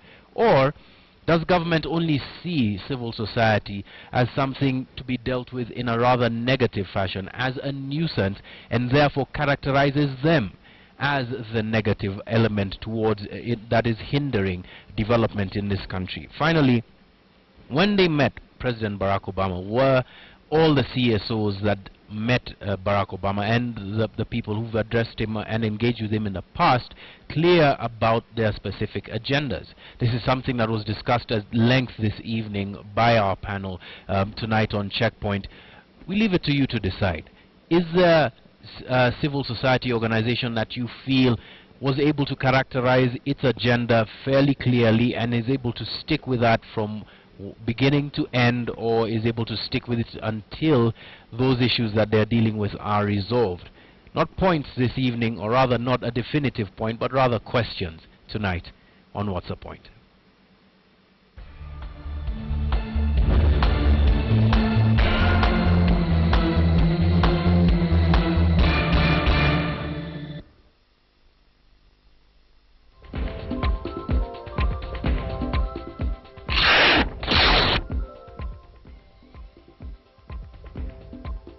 Wind up our bulletin tonight and of course bring to a close our coverage of the Global Entrepreneurship Summit and President Barack Obama's visit to the country.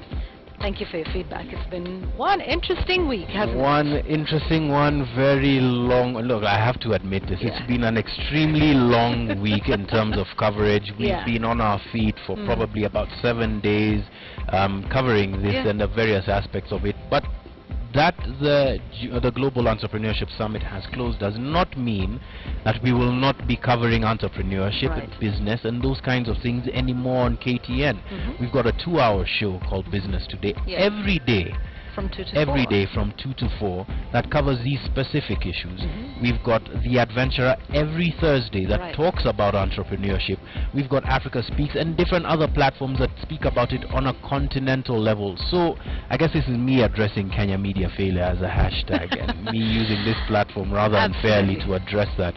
But we have it this past week and we will continue to do so. Yes, and indeed to also just say that the critique is well taken in. It's not hating or bashing. Some of it is, fair. Some of it is, a little off kilter. But just to talk about our campus sessions, which I thought were really important in terms of unpacking entrepreneurship in the country. We talked about youth. We talked about women, which is a big issue even at the GES, as well as the policies and legislation. And we will continue to do that. And to continue to take in your critique and make sure we do better every time.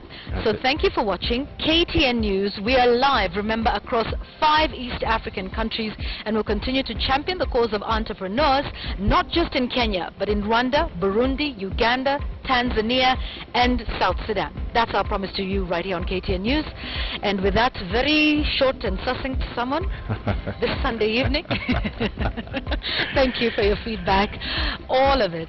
We appreciate it. It's time for us to go take a couple of days off. My name is Yvonne Okwara Matole. My name is John Alanamu. Good night, East it's been that long a week. Good night, East Africa. Have a great week ahead.